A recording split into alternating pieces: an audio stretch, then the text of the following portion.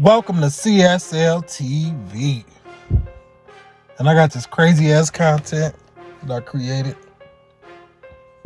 that I would like to present to you guys. But I just gotta say, I hope y'all having a beautiful, blessed day. You know what I'm saying?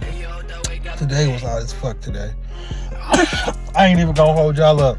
Today been hot as a motherfucker today, boy. Goddamn weather, I can tell you, it was nice to us though. Can't complain. We got our ass kicked at work. We was down 2 people. That was a motherfucker. You know what I'm saying? So yeah, I just hope y'all day wasn't like mine. And if you had a hard day, hey, hopefully tomorrow will be better. Let me grab some water. But yeah, hopefully tomorrow will be better. You know what I'm saying? Oh boy, what a day. Started cutting some grass. Have to do that shit. Keeping up the yard type shit like that, etc., etc. But my channel is basically a review channel. We're gonna review some of this shit that get put out there. We're gonna react and talk about some of this shit. And you know, I hope that some of the stuff I bring to y'all, other people ain't bringing to y'all. So it'll be like, God damn, we heard about it, but we ain't know about it. You know what I'm saying? Been in there for, you know, whatever. But today, we gonna take this shit to court. So court TV, court cam, all y'all, I appreciate it. You know, y'all showing us these dumbass criminals. So let's get it.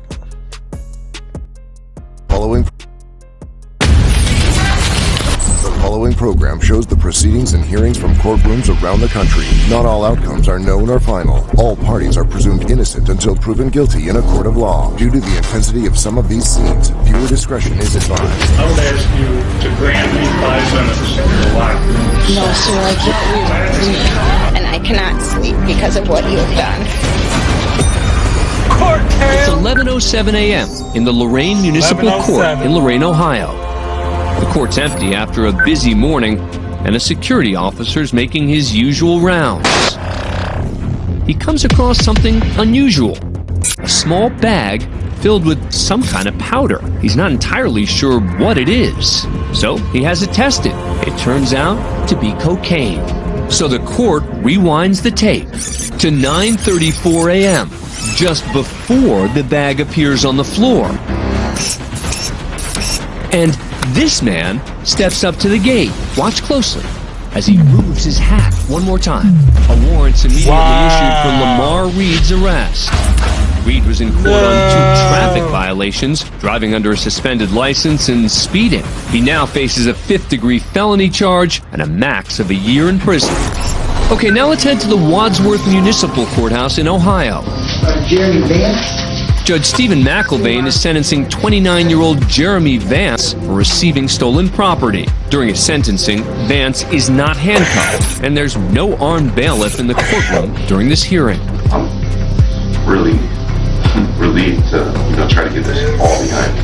When I'm ready, I'm going to give you 90 days. Vance is now supposed to return to a holding cell, but he decides to go another route. No, you gotta come with me. Come on! Hey! You guys, call him, please. She's gone. It might seem like the bailiff is acting a little casually here, considering the circumstances, but the court knows everything about Vance due to his criminal record. His address, his phone number, who he hangs out with, They know everything. where you at, man. And within an hour, he's apprehended near his home and returned to custody where you at, with man. an additional 6 months of prison time added to his sentence. Sir, I'm giving you 175 years, which is 2,100 months. I've just signed your death warrant. This man is former USA gymnastics doctor and convicted serial pedophile Larry Nassar, once a world-renowned sports physician who treated elite female Olympic athletes, hundreds of hopeful young gymnasts. He's now a disgraced former doctor who will spend the rest of his life behind bars for the sexual abuse of countless young women. As much as it was my honor and privilege to hear the sister survivors, it is my honor and privilege to sentence you. As part of Nasser's plea deal, survivors of the abuse are allowed to give a victim impact statement. I would like to say something to my abuser, Larry Nassar. You took advantage of my innocence and trust. You broke and shattered a lot of girls. And I cannot sleep because of what you have done. More than 150 women over a 2-week period accuse him of abusing his position of power to molest them. And I said, Chelsea, I was right there in the room. And she goes, you couldn't see what was going on, Mom. And she said, he hurt me. She took her own life because she couldn't deal with the pain anymore. She was 23 years old. This is Randall Margraves. 3 of his daughters are among the survivors. 2 of them speak in court with their family nearby. I really feel that my entire family has gone through hell and back these last few months because of what Larry Nassar did to both my sisters and I years ago. Nothing can ever be done to undo what you did to my sisters and me and my friends. But you thought that since you were a doctor, that you would never have to pay the price, and that you could just do the things you did because of your position. Honestly, you are a poison to this earth. And now, their father has a request. Judge Widow, just drop Father and have a chance to say something. Go ahead, sir. You.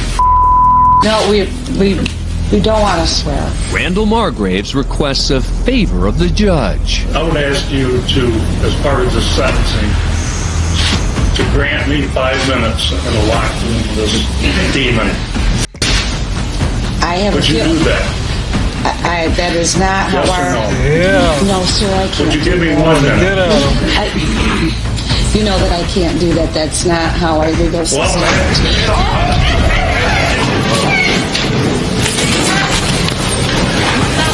He said 5 minutes. Put me in the room with him.